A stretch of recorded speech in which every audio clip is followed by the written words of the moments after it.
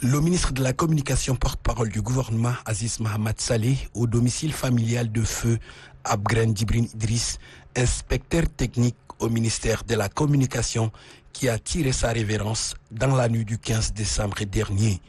Le chef du département de la Communication, Aziz Mohamed Saleh, a consacré les premières heures de la matinée de ce samedi pour compatir avec la famille de l'illustre disparu et lui apporter du réconfort moral suite à ces moments difficiles.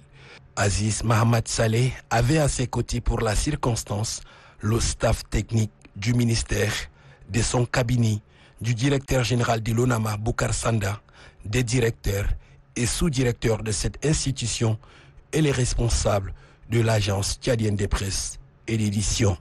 Le ministre de la Communication, visiblement touché par cette disparition de son proche collaborateur, gardait de lui les souvenirs d'un haut commis d'État. Abgren Djibrine Idriss était un haut cadre, grand commis de l'État. Au-delà de ça, c'est d'abord quelqu'un d'une ouverture d'esprit, d'une solidarité, d'une proximité avec les gens. J'avais eu la chance de le connaître avant même de venir au ministère. On ne peut que s'incliner face à cette perte, pas seulement les gens de la communication, c'est vraiment le Tchad qui perd un grand cadre. Puisque le défunt Abgren Djibrine Idriss fut député à l'Assemblée nationale, le ministre de l'Éducation nationale qui l'a côtoyé retient aussi de lui des bons souvenirs. La semaine passée, il m'avait demandé si on pouvait se voir. J'ai dit qu'il n'y avait pas de protocole entre nous. Et quand j'ai appris son décès, j'ai été vraiment ému.